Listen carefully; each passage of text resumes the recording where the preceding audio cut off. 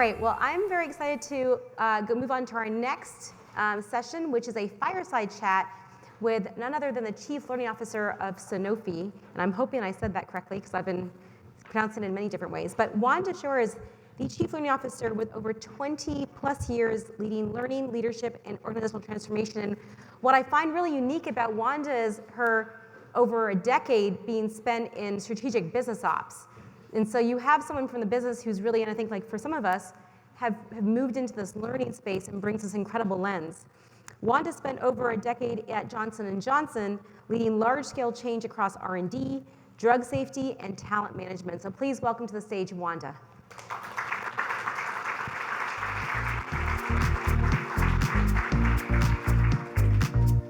We wore the blues. This is great. We coordinated. This is fantastic. All right. All right, Wanda. So welcome. Thank you. It's so nice to see you in person, like live, not in a box on a screen, which is great. It is nice. Are you enjoying your time here on the West Coast? Yeah. I'm loving my time here. It's a little colder than I thought it was going to be honest. Yeah. So you want it warmer? Okay. I wanted it a little warmer because it is freezing in New Jersey. Yeah. So the break was nice. But it is wonderful to be here, and thank you for having me. Well, we're happy to have you here, and I think by noontime, hopefully that sun will make an appearance for you and warm things up. Listen, I'm really excited to have a conversation with you around this idea of transformation with meaning and impact, but also you and I talked about sustainability, and so we're going to get there to this conversation today. You spent over a decade at J&J in the strategic business ops role, and I want to just start with the business has consistently had to transform, right? Yes. For their customers, for efficiencies and how they work and whatnot. How has that experience led you to think about the L&D function that you lead as a transformative function? Like what from that experience do you think creates this really unique lens as you lead this team? It's a great question. I think to just kind of give a little bit of context, I did actually start my career in HR, and while I was at J&J, I made a move into the R&D space. And some of the reasons why I made that move was because I really needed to understand the pharma industry. I had, to that point, grown up in HR, had done HR in financial services, had done HR at J&J, and I didn't feel like I had a really good understanding of how pharma worked. So I made a move to sit in R&D and learn. And what I learned while I was there is that in those roles, there are specific skills that are really important. And those are, influencing without authority, making decisions under pressure, and collaboration, really building that momentum to bring a drug to market. It happens with so many different parts of the organization, and it's not easy to drive those things forward. And I think that lens, having that experience and being able to bring it back to learning really helps me understand what is really going to resonate with those businesses when we're trying to develop learning that we're, pushing out to the organization. So it has to be more than just, this is how you become a leader. It has to be, this is how you become a leader. This is how you navigate the organization. And these are the things that you absolutely need to learn to do your job. And it was really helpful to just be a part of that. And going back to your question around it's constantly transforming, that is the constant. It is change. Things are going to constantly change. You need to be able to think on your feet. You have to be able to move quickly while things are changing. So we need to do the same in the learning organization. We need to be able to adjust and be flexible with what we're developing and how we're developing it so that it could actually land well in the business. Okay, so we're hoping that it's landed well in the business. So let's dig in. Like, what does the change look like? What's happened in the last? So to give you a little bit of perspective on what we're doing at Sanofi. So I was hired in to lead a organizational-wide transformation in learning. So building the learning operating model, reduce the fragmentation of the organization, centralize some key pieces of it, and build a team. So that's what we've spent the last year and a half doing, is really looking at what is the best structure for Sanofi. It may not be the same structure somewhere else, but what actually would work here, and aligning our model to support the business. So what we've done is we've verticalized big portions of learning under HR. So all of the functional learning, so the learning in the medical teams, learning for R&D, learning for manufacturing and supply chain, and then the leadership development core skills.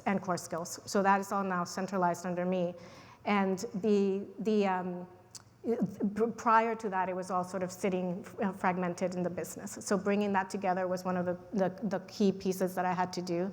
And then establish governance and structure for the remaining learning organizations across the businesses. So what remains in the business is the commercial, customer-facing sales type of training and the mandatory GXP type of training. So those sit outside the business, but the role that I've played is really helping them build their organizational structures so that it is aligned with the organizational structure that's in HR, and that we could work together under the same processes, under the same vendors and suppliers, and same ways of working with our technology and tools, et cetera. And at the end, really looking at the experience of the learner as the core that's driving us to work together. So we've got a line structure. What friction have you experienced, and how have you been, or I don't know if you solutioned yet, but how are you thinking about that? That's such a great question, and it wasn't one that you asked me to prep for. Yeah. But I told you it could go any direction. I think the biggest change is the people doing the learning. I mean, I joined Sanofi, and this isn't a new concept of centralizing some pieces of learning. I mean, a lot of it's been trying to be. It's been in the works for many, many years. So some of the things that I heard from people were, what makes you think you're going to do it? So literally, I would hear that from people who are now on my team. And, we've been trying to do this and it's never going to work, So I got a lot of resistance from the people actually doing the learning. We need to be close to the business. We need to understand what's going on. It doesn't make sense. What I think I did differently is that I really engaged them in the process. So those leaders that were really resistant, they were the ones that I pulled in to run the workshops, to build the processes, to go and speak on behalf of the learning organization.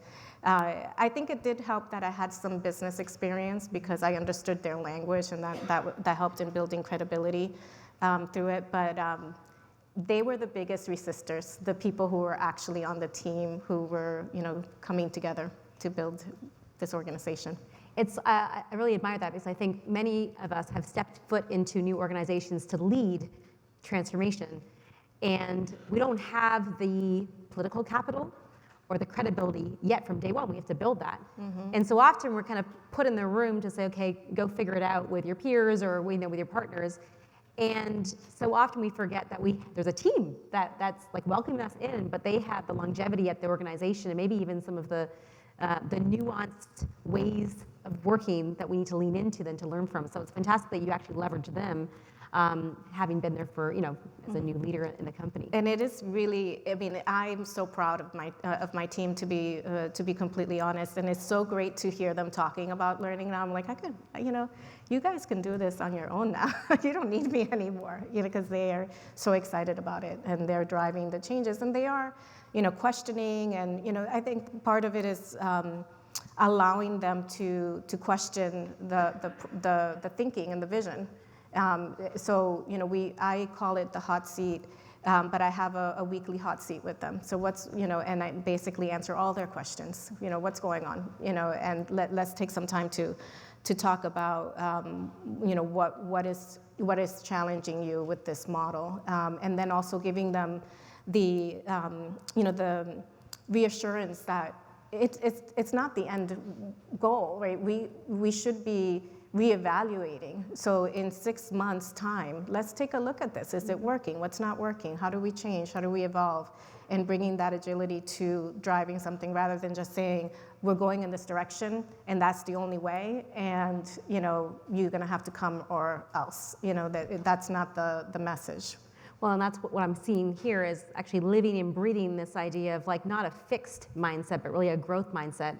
And so often in the conversations I've been hearing throughout the last couple of days, it's the idea of a lack of psychological safety, a need for trust. And so I love this like kind of ask me anything relationship you've built, where it's saying like, I'm humble, and if it's not working well, we can shift if we need to, right? Yeah. So in 2024, listen, this is what happens when I Google you. I will find things about you. So I was, I'm sitting here and I was Googling Wanda, trying to really like understand more than what LinkedIn was telling me. And I landed on this article that she wrote in 2024 called The Bond. I think I had to remind you. You're like, how'd you find that? I'm like, Google. Yeah. What did Neil say? You got to search that or something? Yeah, search it up. Yeah, right. So I searched it on Google. And it's interesting because you talk about some kind of these 3 principles. One is around adaptability. Mm-hmm. The second one, which I haven't often found intertwined in these types of conversations, is this idea, like a real deep focus on relationship building. Yes. Sounds easy, but I think many of us know that it's not as easy as it sounds. And the second one is around resilience. Mm-hmm. So I want to know, we've been talking a little bit about that, but specifically, how has the article you wrote in 2024, The Bond, with these 3 principles, how do those principles feed into the transformation you've led or continue to lead at Sanofi? Mm-hmm. So the article, I wrote the article a long time ago. It was published in 2024, but it's actually something that I had written years ago, and then it ended up being encouraged to publish it. But it's the courage to publish it. Yes, we'll dive into that later. So the bond factor, and basically it's a series of 3 articles. The first one is the one that's been published. So there will be another article around specifically relationship building, and then specifically resilience. So the first article is around adaptability, but it's essentially going on a journey on how do you actually manage change when that is the constant, right? So, and the first thing is. Understand yourself, know who you are, ground yourself in what your values are, or whatever those may be for you, and then learn to adapt without necessarily changing yourself through it, unless it's something that you need to feel like you need to do. But understanding yourself enough to know these things are changing around me. What do I actually have to adapt? And it was yesterday on the stage, I don't remember the name of the person who said it, but change is, I think it's the CLO of Microsoft. Change is, let's just kind of not use that word. We're adapting to reality. Change is constant, it's always happening. So understanding what you need to, how do you need to show up for the changes that are happening? And that adaptability is a critical skill for any leader coming in. And then the relationship building, I think mainly, growing up my career in pharma, relationship building is really important on how you get things done. Building those bonds and trust with people is actually how things happen, because you need to navigate a matrixed organization, and a lot of decisions are made through alignment. And it's probably similar in other industries, but a lot of decisions are made through this alignment. And if you have a broken relationship or a broken bond, it's going to be incredibly difficult for you to drive those types of changes. So the first thing you do, and at Sanofi, the first 3 months that I was there, I did absolutely nothing. All I did was meet people, get to know my team, understand what their concerns were. I mean, I was being asked for strategy, being asked to kind of go faster. I'm like, no, actually, I'm going to just take this time, pause, and reflect on everything that I'm hearing so that I understand what actually needs to change. Mm-hmm. And that is part of the relationship building, to really, truly go deep and understand what am I here to do, Is it aligned with what I'm being told that I need to do from my leadership? Is it aligned with what the people doing the work actually need to be able to be successful and pull that together? So that relationship building is how you build trust and credibility and the ability to drive things faster, even if you go slower at first. And then, once you establish that, everybody wants to kind of come in and help, and they want to be a part of the journey with you because they believe that you can get it done. So you were essentially acting like your own CEO, because I think Lisa mentioned this yesterday, this idea of think bold and think big and then go slow. What you did is went slow in order to enable the organization and those around you to think big and bold and then move forward, which is, I think that's not necessarily the gift of time you can never get back, and I really commend you for taking that time. Sustainability, let's talk about, oh, my can now? Ooh, okay, sorry about that.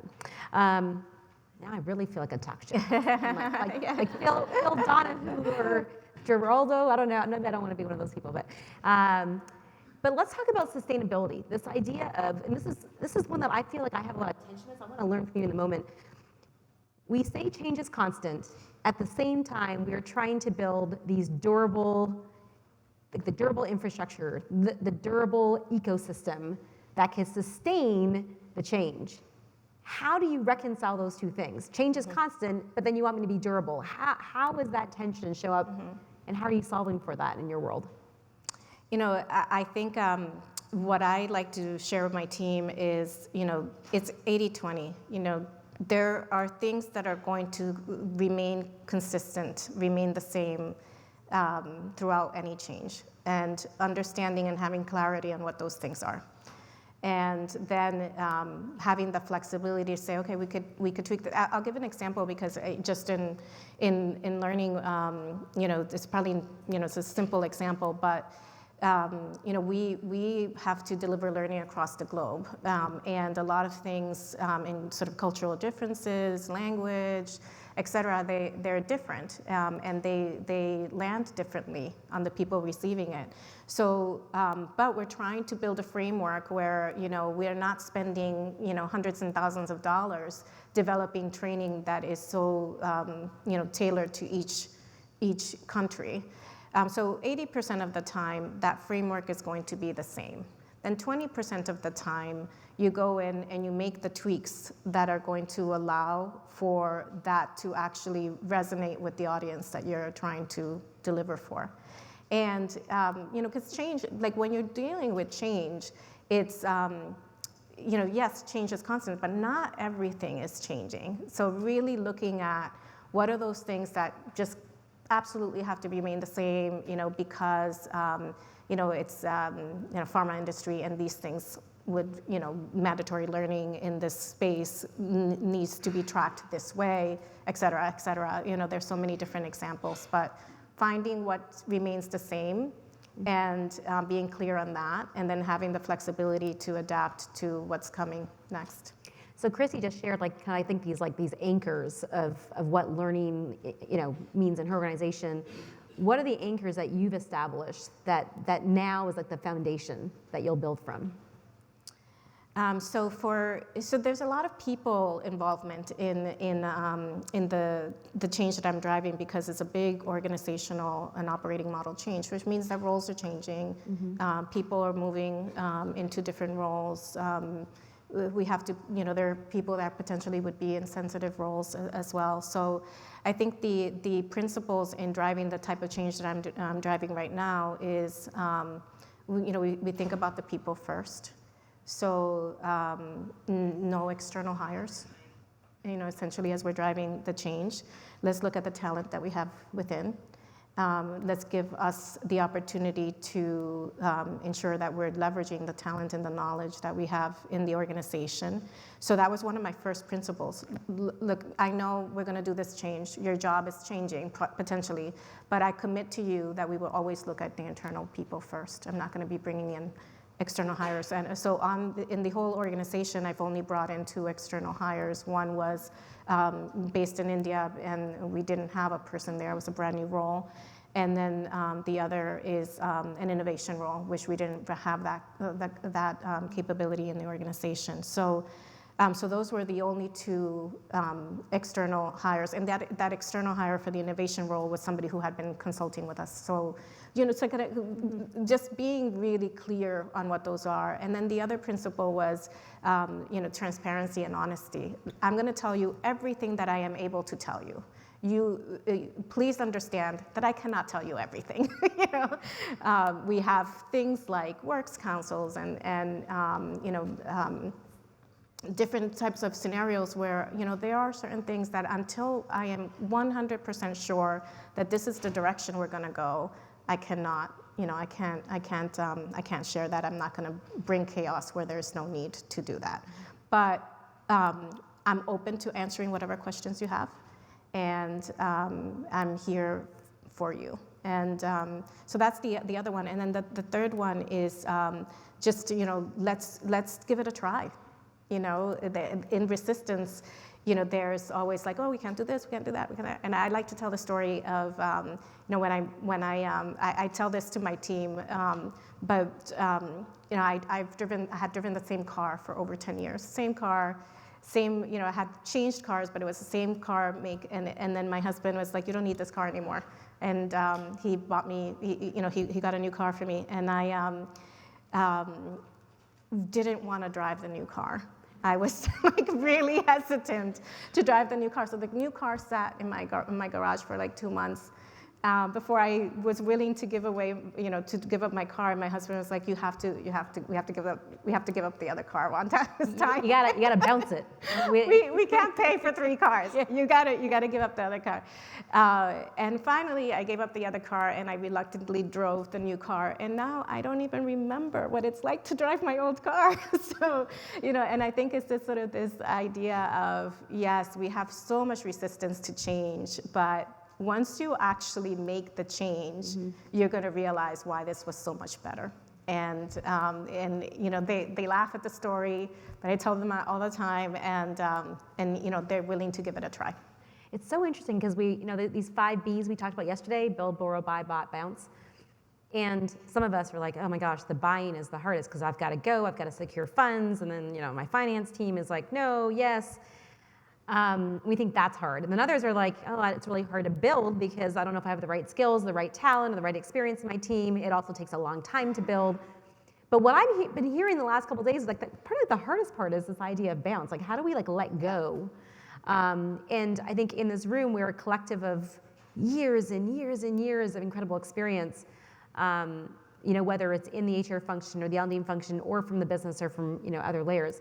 All of us had our first jobs, and I think today we kind of tapped into what was it from that first job. Mine was selling cigarettes in a convenience store. My parents had a convenience store when I was 5, and so I had to sell cigarettes. I knew every customer that walked in, and if they were going to get Camelback or they're going to get, I knew. At 5, it's great memorization. But those skills, I was like, what did I learn from that? And I learned how to connect with people. I was there every morning at 6 a.m. when my dad opened the store, but those skills, even today, are so important in building those relationships, those fundamental relationships, even with those that there may be some friction points, and how can you lean into them later. We have about 12 minutes for some time for Q&A, and I know that there's a lot of questions kind of in the audience for you. So we're going to start off here in the aisle, and we're going to run, Helen, run with that microphone. I'm glad that she wore her sneakers today. Fantastic. Hi, Wanda. Excellent fireside chat. My question is, it really resonated with me how you spent your first couple of months building relationships and really listening, because I think that is key, stepping into a new role as a leader. But you also mentioned there were moments where you were sort of prodded along to where's your strategy? Move faster, show us some results. How did you deal with that tension? How did you manage that? That's a great question. I'm trying to think back a little bit and the different situations, but I think I was really honest with people. I'm coming in new to the organization. It was brand new to Sanofi, so I'm moving from one company to the next. I said, I really want to make sure that if I'm going to deliver this, I want to make sure that I'm aligned with this business case. and that I could stand by it. So I need the time to be able to do my own research. And then I'm happy to say I could deliver this business case. There was a business case for this model. Actually, that's a good clarifier. There was a business case for this model before I joined. So I was hired as a result of this business case being approved to drive this change. But I still have to deliver it. I still have to be accountable for it. I still need to be able to, look at myself in the face and say I did the right thing. So I just asked for the time, and whenever it came up, I would repeat that and say, look, I really need this time. And once we get to the, this time, it was like, I need 90 days, then I commit to you that I will move as fast as I can.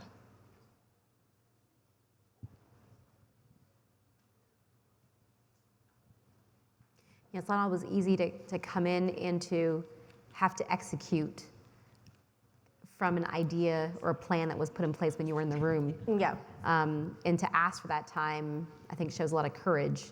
How did you, let's be honest, when you asked for, hey, I'm gonna need more time than when you thought it was, what were you faced with? What was the reaction? Was it very sure, take as much time as you want? No, or how did you negotiate that? No.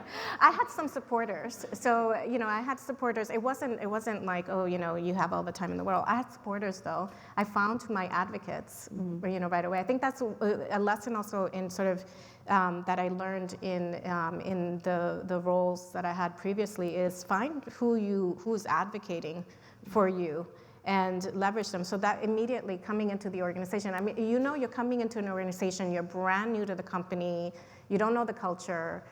So you kind of have to really quickly see, who are the people that are really truly supporting this, my thinking, and align with them. So I leveraged those people by explaining to them in more detail what are the things that I really want to understand, and they helped build that story. So it wasn't sort of I don't think you do anything alone. I think you have to do things with the village. What was it? Was it data driven that you had to build the case? Well, their case was already done, but was there a data analysis that you had to go through? So I did my listening tour. Chrissy talked about doing listening tours and actually getting on the ground with people. And so you're kind of building this data set to then go and say this is how we should plan ahead. Was it that, or was it really just for your own development? Yeah. It was the feedback that I was getting from people. So also, you can come in as a leader and be very successful and just deliver exactly what you're told to do. But I was hearing something different than what was in the business case. I was hearing from the team, this is why we're concerned. This is why we don't want to move forward. So the premise behind, look, I need to take some time is nobody wants to do this. And if the people who do the work don't align, it's not going to be successful, no matter how much you push it. So I think that was a way to, really help build that momentum to pause and then continue. There was that human-centric, right? So, perfect. Next question. Hi, thank you. Thanks for the great conversation. We're an agile environment, and I'm wondering if you have any sort of tangible examples of how you changed your learning interventions so that they could show up in the flow of work. So how did you create that sort of just enough, just for me, just in time learning interventions? We're right now, we're kind of a work in progress. So the first year of my time here has been to build the operating model and structure. We're now actually looking at our content and seeing where could we be, more efficient or better, or improve or enhance the experience. But what we are doing right now, we did this last year. We did a sort of month-long. I heard some other people have this example as well. We did a month-long of different sort of snippets of training that were shorter, sort of teasers of what the longer training programs were, and those were helpful. We also just implemented. We just moved from Coursera to LinkedIn Learning. LinkedIn Learning has a lot of options that are sort of 8-minute snippets of training. We've created some learning journeys in our systems just to kind of, bring sort of that online. And we do a lot of these types of things too. So we have these culture talks where people come, leaders come, and they share their experiences. And that's also part of the learning that the team is doing, and they usually go really well. But we're a work in progress. We're looking at all of our content, and we're revamping a bunch of things this year. So what I'm really excited about is actually being able to dig a little bit deeper on the content and what we're actually delivering.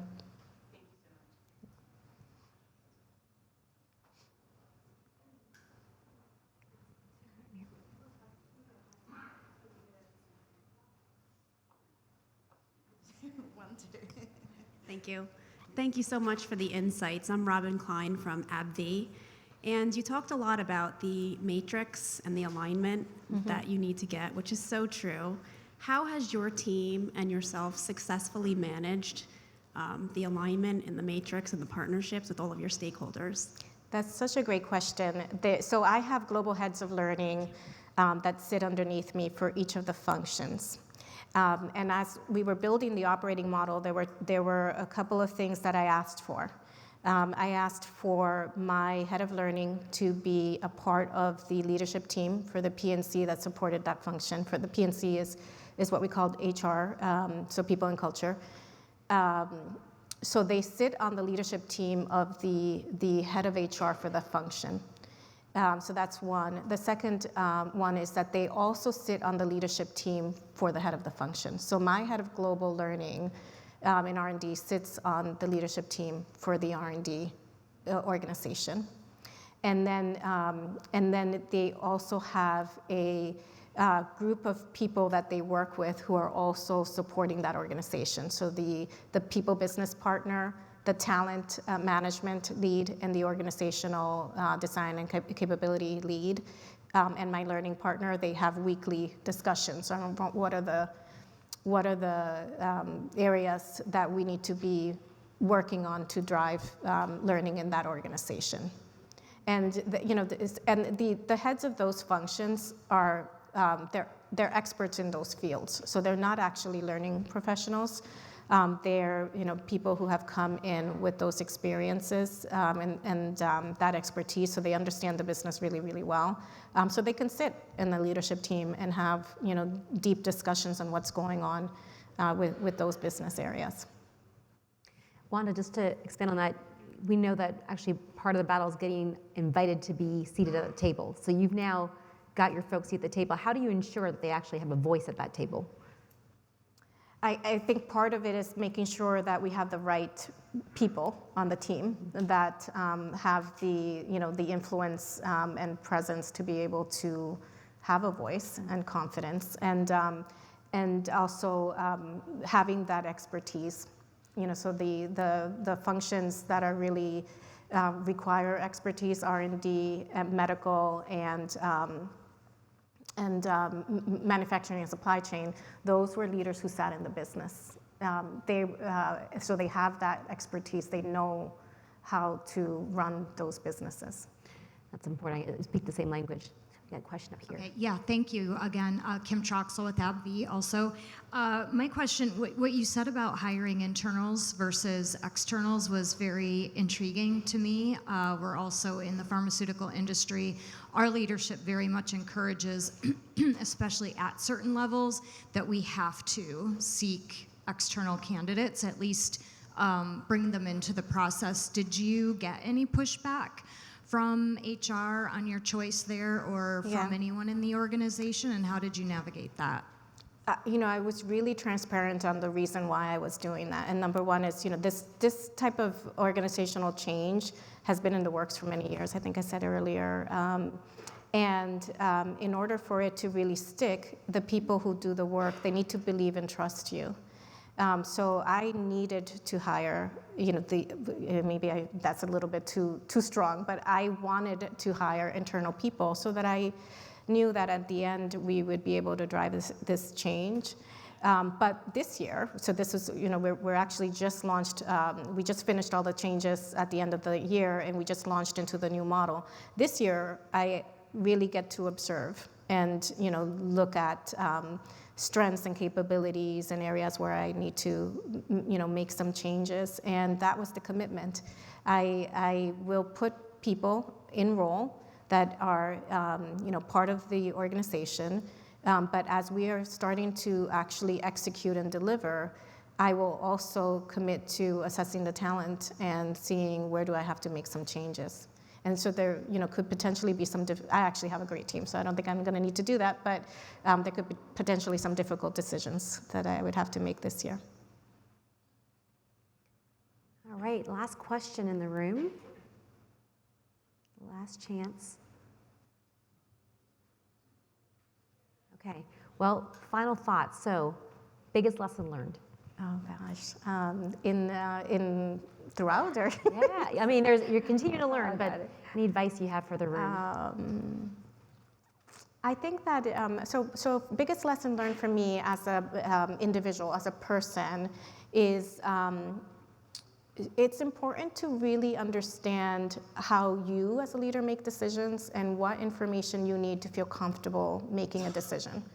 Because when you're in a position that you have to make quick decisions, you can't be sort of frantic. Oh, how am I going to make this decision? You got to know. Okay, I have this question. I need this. I need that. So figuring out what you need as a leader is really important.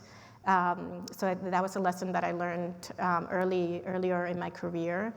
I think it's important to take a side step. We didn't get into the sort of, the side steps that I've taken in my career, sort of the zigzagging that I did.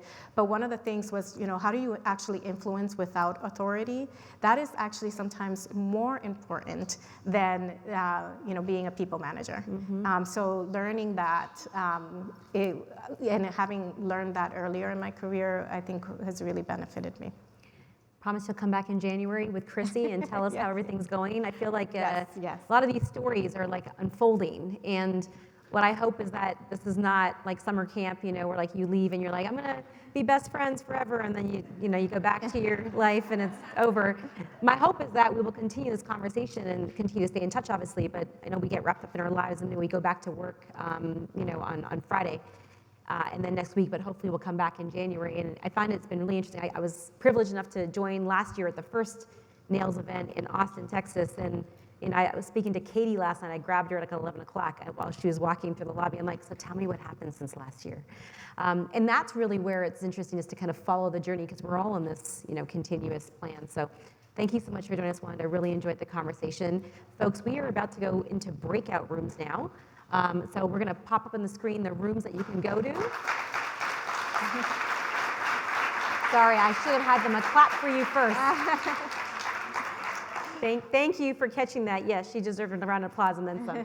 But we're going to move to the next room now, and so you're going to do that, and then we're going to be back in this